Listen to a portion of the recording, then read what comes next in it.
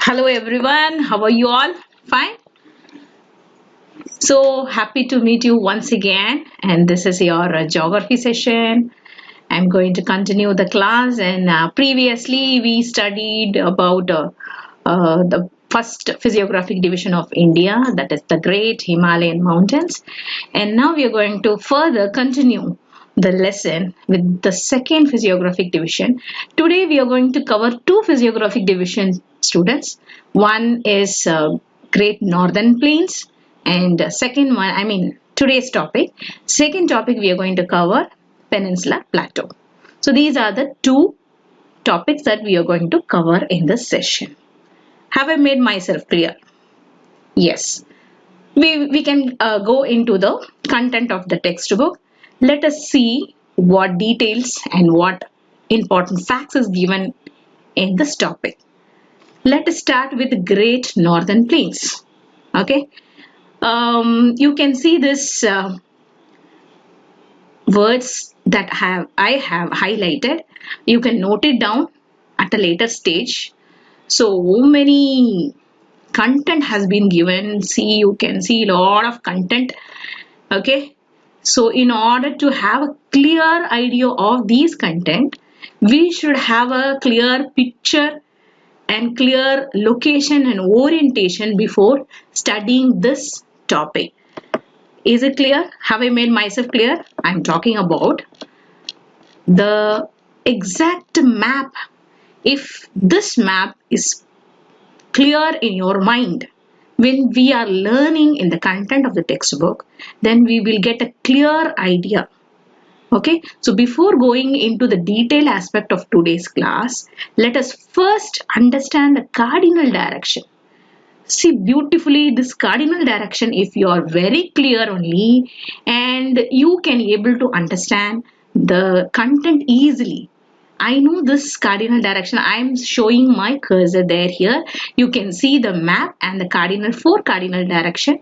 So towards, this is the north direction, always pointed upwards, and down is south. And you can see east here, and you can see the west. Okay, this is the four cardinal direction. So when we are talking of these directions, you should have a clear idea. Am I clear to you? Suppose I am talking about like Arunachal Pradesh. So Arunachal Pradesh is located in the east side. So you will have that clear idea. If you are not clear with this cardinal direction, then when I refer eastern part of our India, then you will not get the point. So I want everybody to understand this four cardinal direction of our India.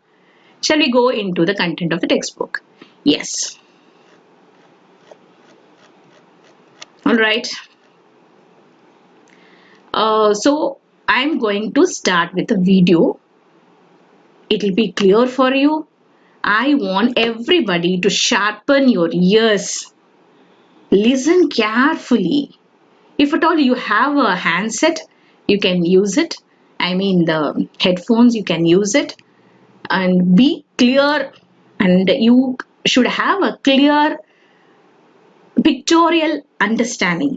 Then easily you can write on your own points. You can easily write. Am I clear to you? Shall we go to the video? Yes.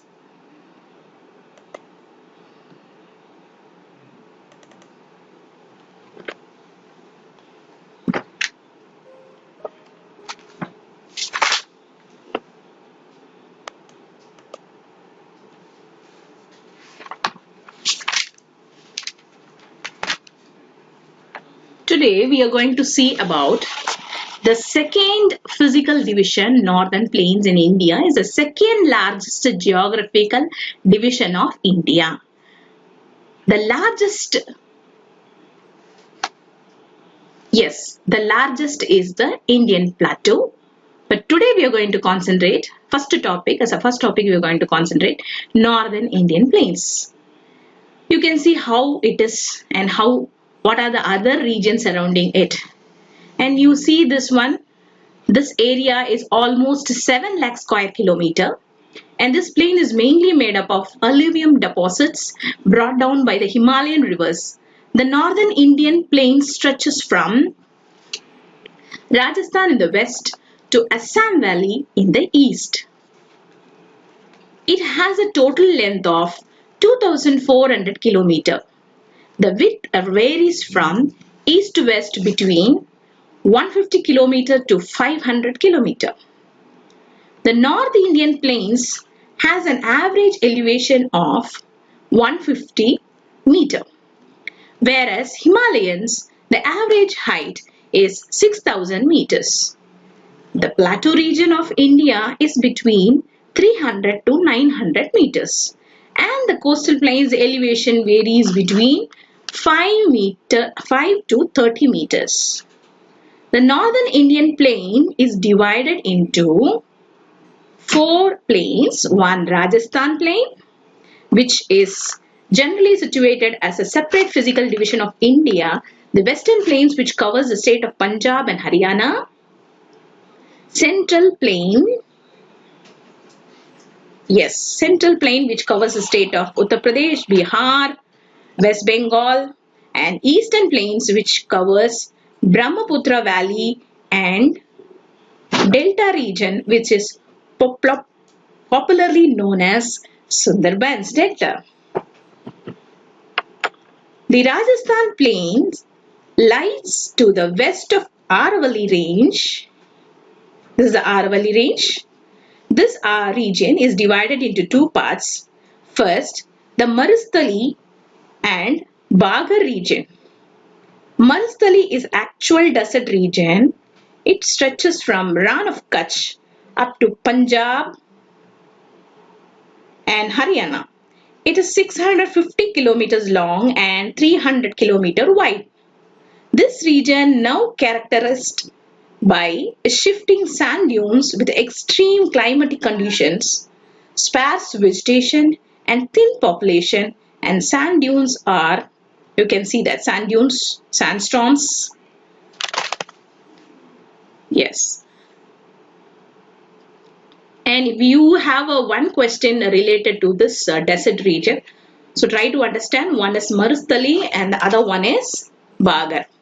Now we'll come to the Rajasthan plain. Slopes towards west and south. The northeastern part of region has an average elevation of 300 meters, while the southern or eastern part is less than 150 meters. These are main small scattered hillocks made up of making the western edge of Bagar. Rajasthan Bagar refers to semi-arid region. So Marustali refers to desert region and Bagar region refers to the semi-arid, semi-desert region. This region lies to the east of Marustali. This region is further subdivided as Luni Basin because the river is drained by the river Luni and its tributaries. Then the Shekhawati region, this was the region of Shekhawati Rajput. Then the Gagar, this region is known as Gagar Plains because river Gagar, an inland river, terminates in this region. After the Rajasthan plain comes the Western plain, which mainly covers the states of Punjab and Haryana. Geologically speaking, the region of recent origin. It is formed of sediments brought down by Himalayan rivers. The plain is bounded by Shivalik range in the north, Rajasthan desert in the south, Pakistan in the west, and Delhi ridge in the east. The region slopes to south and southwest. Its elevation varies between 275 meters in the northeast and 175 meters in southwest. This plain is the fertile alluvial plain which many rivers and extensive canal irrigation. A belt of undulating hill extending along the northeastern part of the region along the foothills of Himalayas, Malay Adivaram, foothills now. The northern parts of this region is drained by the river Ravi, Bias, and Satluj. The area between Yamuna and Satluj is occupied by the river Gagar. The river Gagar rises in the outer Himalayas, that is Shivalik range, and flows to Himalayas and goes to Rajasthan. Then comes the central plain, is the world's most extensive plain of uninterrupted alluvium forms by the deposition of silt by numerous rivers. The major rivers in this region are, you can see Ganga, Yamuna, Chambal, Gomti, Gagra, and Kosi. The plains are flat, making it conducive for irrigation through canals. Based on the deposition brought down by the rivers, 4 different types of region develops. They are Babar, Tarai,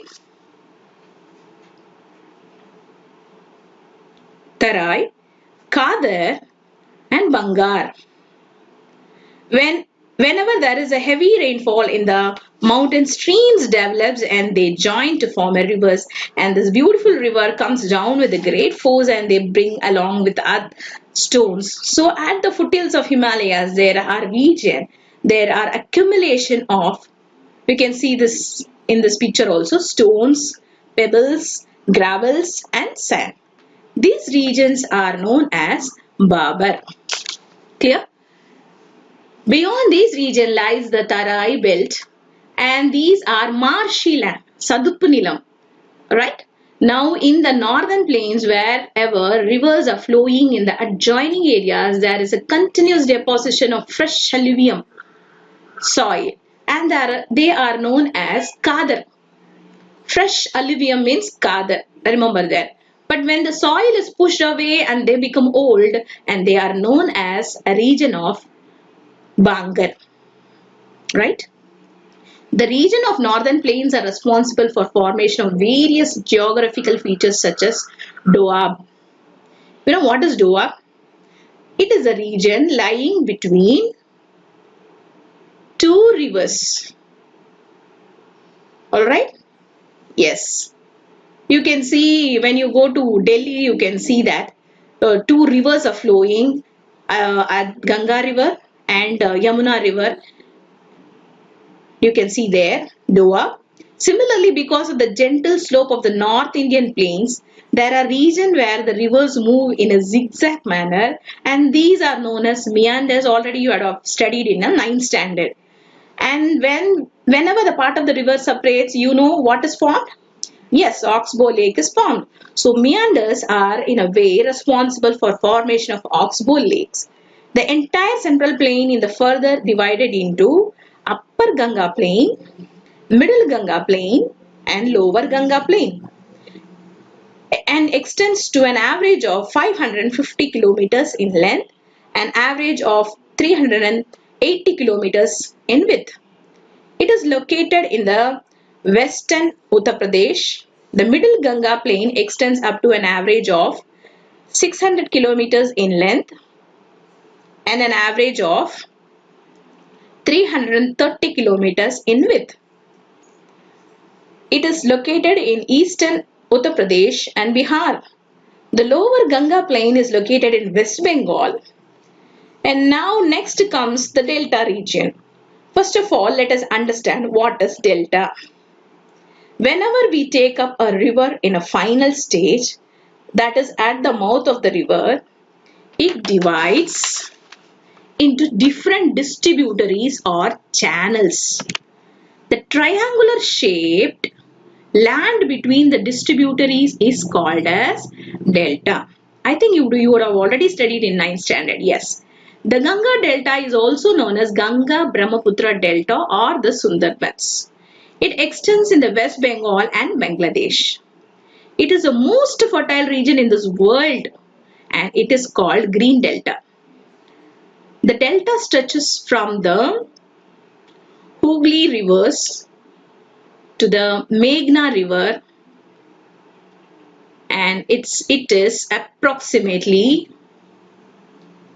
350 kilometer wide at the Bay of Bengal. Delta is also formed by rivers such as Mahanadi Delta, Godavari Delta, Krishna Delta, and yes, Kaveri Delta. Let's come to the Eastern Plains. It is the continuation of the Great Plains of India. It is a well-demarcated physical unit in the northeastern part of India. The valley includes the whole of Assam, which is drained by Brahmaputra River. This valley is formed by river Brahmaputra and its tributaries. Now the general elevation of the valley regions from 130 meters in the east to 30 meters in the west. Geologically, the valley is formed by the deposition of alluvium is about 1500 meters thick. Brahmaputra is the lifeline of Assam. Note it down. The river with steep gorges and rapids in Arunachal Pradesh enters Assam with the tributaries and create a floodplains. You know what is floodplains? Yes, the regions that are flooded in the rainy season are called floodplains. The Assam Valley is 80 to 100 kilometers wide and about 1000 kilometers long. Is it clear for you?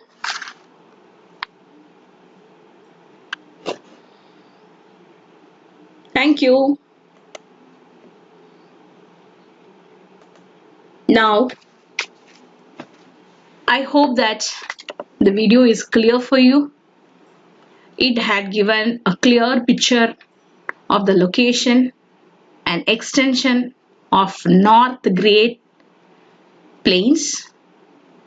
And now, what are the important points that is given in your textbook? Let us see now. Already we saw it's a fertile region, yes, because many rivers flowing in this region, so obviously fertile because of the alluvium deposit by numerous rivers brought down by Indus, Ganga, Brahmaputra, you can see that, and tributaries. Children, you know what is tributaries and distributaries? 9th standard itself we have studied, isn't it? Okay. So next is, and how much of area it covers? 7 lakh square kilometer.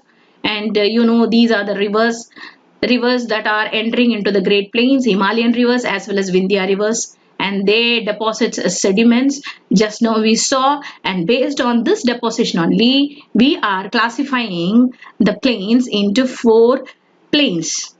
One is Babar Plain, Tarai Plain, Bangar Plain, and Kadar Plain.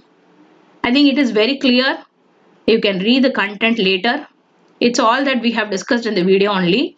And the most interesting part of this sediment, the newer alluvium is called Kadar and older alluvium is called Bangar.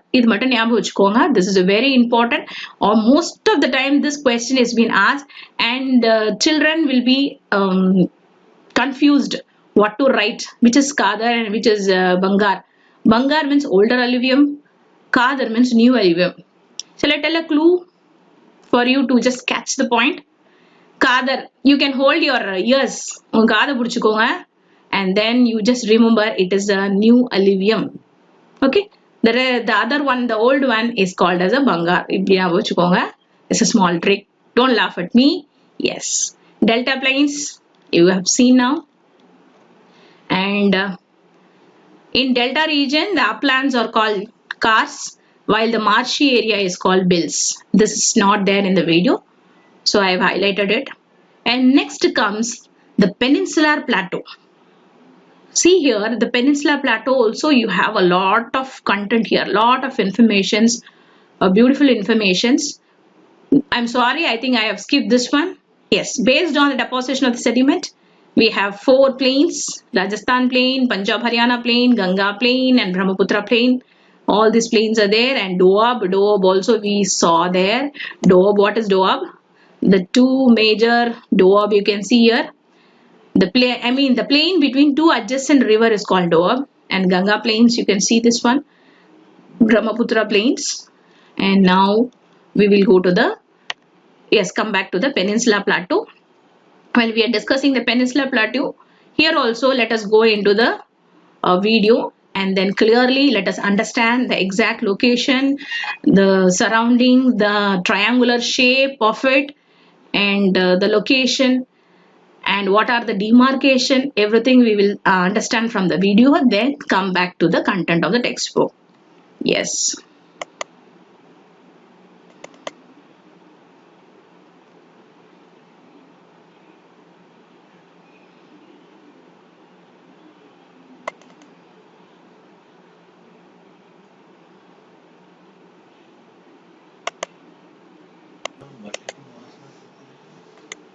Yes. Now let us understand the Great Indian Plateau. In this video, we shall learn about the Great Indian Plateau. The Great Indian Plateau is the largest physical division of India. Remember that. You can see how long and extensive it is. And it can be divided into Central Highland, is flanked by Northern Indian Plains to the north, Aravallis to the west, I think you can see clearly, and Vindhya range to the south. The Central Highland is made up of Malwa Plateau, Bundelkhand, Vindhyachal or Baghelkhand, and finally the last one, Chota Nagpur Plateau. The Malwa Plateau is located in the southwestern part of Central Highland. The average elevation of this plateau is 500 meters. It is characterized by a low relief and undulating topography. The word relief means, you know what is relief? Variation in heights. The mountainous region, the relief is high, whereas in a plateau and plain, the relief is low. The word undulating means a place having many ups and downs. So this region is characterized by low relief and undulating topography. The major part of Malwa Plateau falls in the state of Madhya Pradesh. It forms a source region of rivers like Mahi and flows into Gujarat area, and Chambal and Betwa rivers flow to the north. Next comes the Bundelkhand region. This region lies to the northeast of Malwa Plateau. It spreads in the northern part of Madhya Pradesh and adjoining portion of South Uttar Pradesh. And you can see rocks found in this region are granite. Bundelkhand forms a part of Yamuna river basin. The northern part of Bundelkhand is remarkably flat land that smoothly merges with the North Indian plain. Sindh is the major river that flows into the north and merges into river Yamuna. Next is the Baghelkhand region. This region lies to the southwest of Baghelkhand and east of Malwa Plateau. This area is mostly drained by the river Tone, river Son and its tributaries. The Vindhyachal forms a chain of scarp running in southwest and in northeast directions. It spreads the eastern Madhya Pradesh and northern part of Chhattisgarh. Towards the east of Vindhyachal lies the land of Baghelkhand. Baghelkhand forms the source of region of most of the tributaries of river Son. Next comes the Chota Nagpur Plateau. Much of this plateau spreads in the Jharkhand and extends into adjoining states like West Bengal, Chhattisgarh and Odisha. It is one of the minerals-rich region of our country. So let us see the second division of the Great Indian Plateau, that is Deccan Plateau. The Deccan Plateau lies to the south of Narmada River. I stress this word, you just keep that in mind, the river Narmada. Okay, lies to the south of Narmada River. This region is triangular in shape, and Satpura range along with the Mahadev and Michael hills forms the broad base of this triangle. The Western Ghats and the Eastern Ghats, you can see, forms the margin of the Deccan Plateau. The Deccan Plateau is further divided into Maharashtra Plateau, Karnataka Plateau, Telangana Plateau, and Eastern Plateau. Yes, so far we have seen the Deccan Plateau, and now we are going to see the mountain ranges of this peninsula region of India. We will see Aravalli Range, Vindhya, Satpura, Mahadev, Michael, Kaimur, Western Ghats, and Eastern Ghats. So once again, you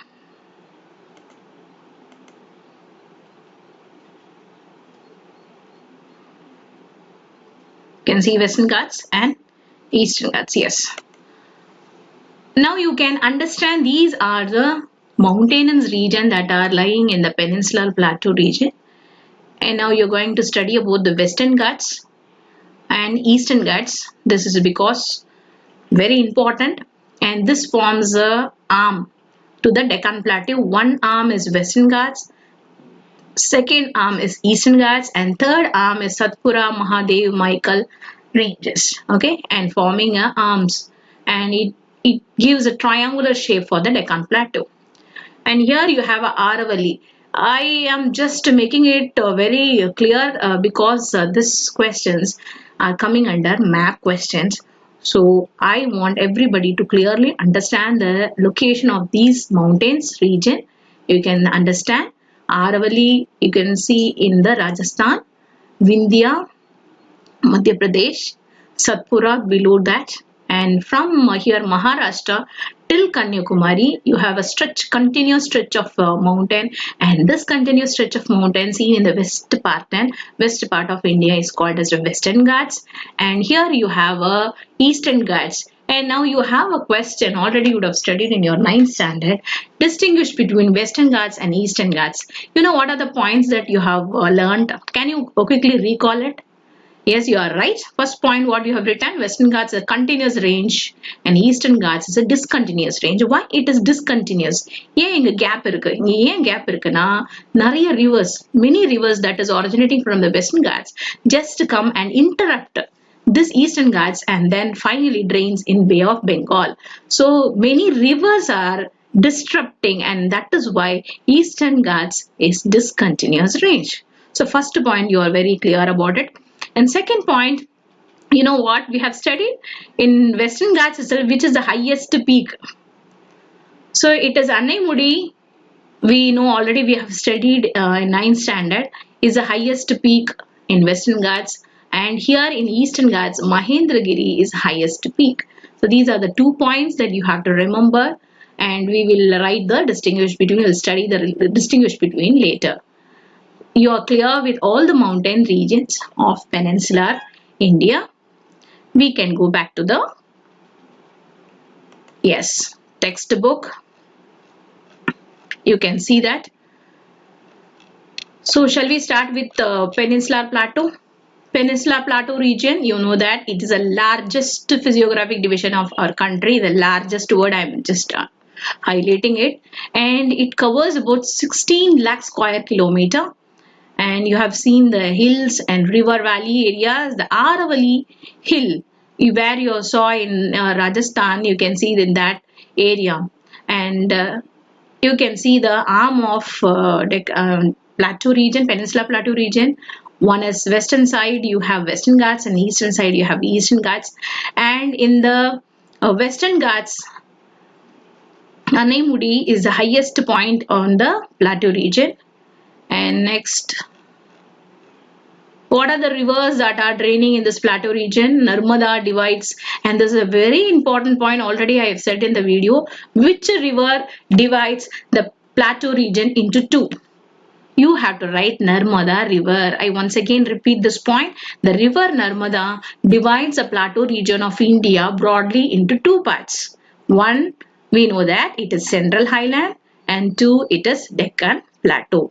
You know Central Highland? Just now we saw, isn't it? So Central Highland, what is present in the west side? Aravalli is present in the west side, and you can see the hills from Gujarat through Rajasthan to Delhi in the northwesterly direction. All these things we have just now we saw. And which is the highest peak in this Aravalli range? Guru Shikhar is the highest peak in the Aravalli range.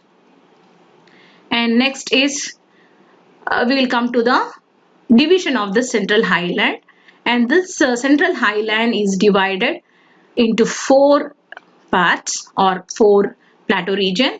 And the first part you have seen already, Malwa Plateau, Bundelkhand, Baghelkhand, and finally towards the east side you have Chota Nagpur Plateau. Next is the Deccan Plateau. It's the largest part of the plateau region of India and triangular shape. You know why it is triangular? So all these 3 sides we have a stretch of mountains. So one side you can see Raj Mahal and 8 lines, you can see that, and second arm is Satpura range, and third arm is marked by the Western Ghats.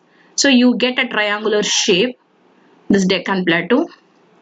And here when you see that Sahyadri is the northernmost part of Western Ghats. Western Ghats le நம்ம ஒரு stretch பார்த்தோம்ல, அதுல மேல northernmost part தான் வந்து Sahyadri. Clear? Yes. And eastern part or Eastern Ghats is called Purvadri. Okay. And these 2 things are not there in that video. Other rest of the things you can see here. And the Eastern Ghats are not continuous because just now we have discussed many number of rivers are interrupting. What are the rivers that are interrupting? Mahanadi, Godavari, Krishna, Pennar and Kaveri have dissected this region at many places. Indian desert also we have mentioned in the video, the previous video, in the northern plains first only. So this is very important. And it has a great significance, and that is why only it is being given extra additional point in the physiographical division separately. Okay, though it is coming under northern Great Plains, it is separately given a distinguished place in the physiographic division of India. Indian Great Desert, you know that Thar Desert, Great Indian Desert is a region, and you can see this boundary. And it is the world's 7th largest desert.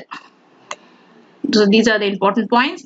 And you know this Rajasthan, in the western part only this desert is there, and there are 2 major divisions we have discussed already. Major divisions of the Thar desert. One is actual desert, and it is called as a Marustali, actual desert, Marustali. And the other one, semi desert, it is called Bagar. I mean the spelling is wrong. You can just correct it. Bagar. Here it is given Bangar. That is wrong. Bagar is the correct one. Kindly change it. Okay. This one kindly change it. Ama.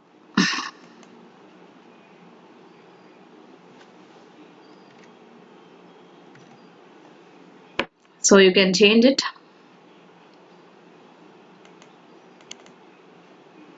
Yes.